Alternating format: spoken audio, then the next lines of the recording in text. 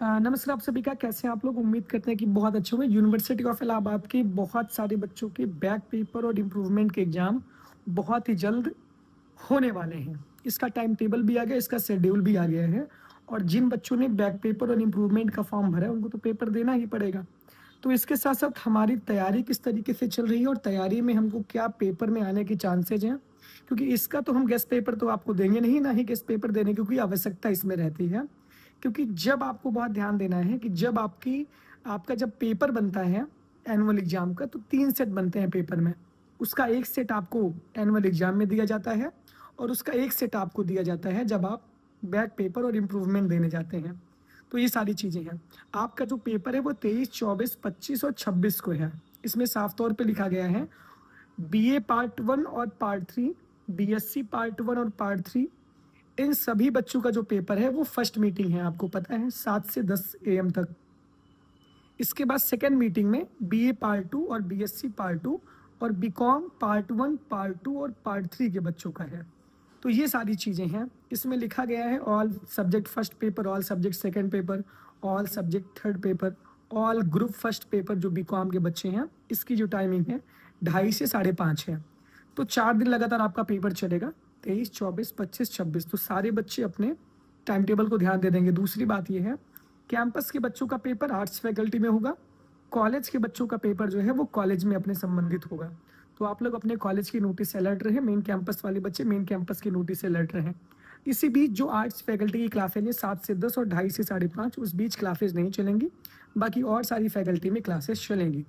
सवाल ये खड़ा होता है कि पेपर देने हम अपना एडमिट कार्ड, वही जो आपके पास एडमिट कार्ड है वही स्लिप आप सारी चीज़ें लेकर जाओगे।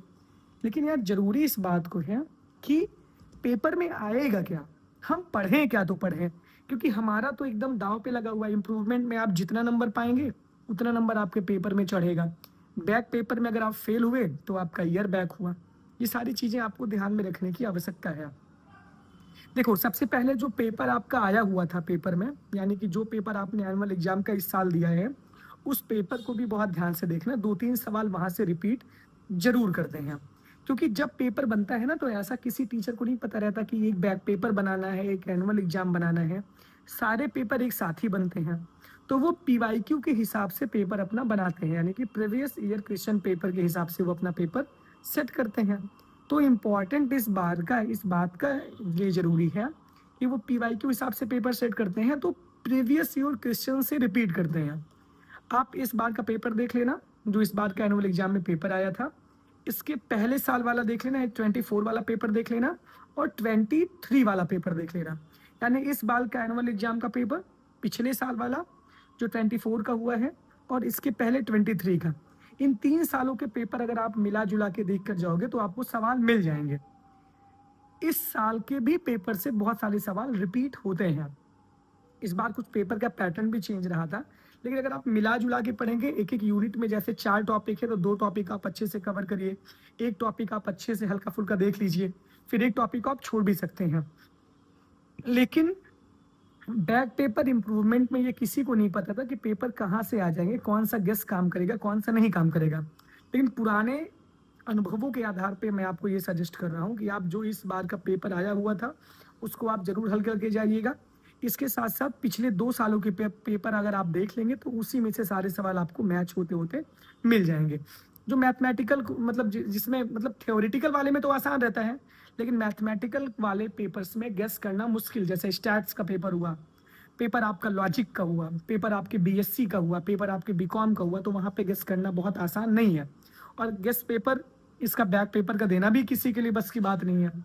तो आप मिला जुला कर, अभी भी आपके पास टाइम है। आज 20 को मैं वीडियो बना रहा हूँ, 21 है, 22 है, 23, 24, 25, 26 4 दिन पेपर है। जिसका पेपर पहला होगा वो होगा उसमें, ये सब आप देख लीजिएगा।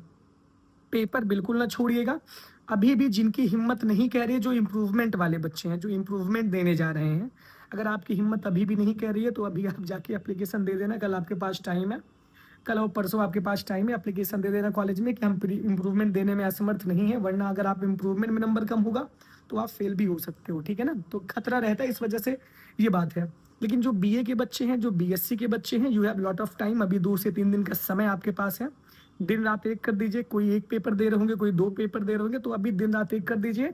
पिछले 3 सालों के पेपर आप देख लीजिए, 3 सालों का मतलब इस बार का, इस साल का, इसके पहले वाला और इसके पहले 24 23, 24 और 25 का इस साल का पेपर ये देख लेंगे तो इससे आपको बहुत सारी चीज़ें मिल जाएँगी। जो पेपर आया हुआ रहेगा वहाँ से भी पेपर काफ़ी रिपीट होने के चांस है, जो 2, 3, 4 सवाल तो आपको बहुत आसानी से पास होने भर का मिल जाएगा।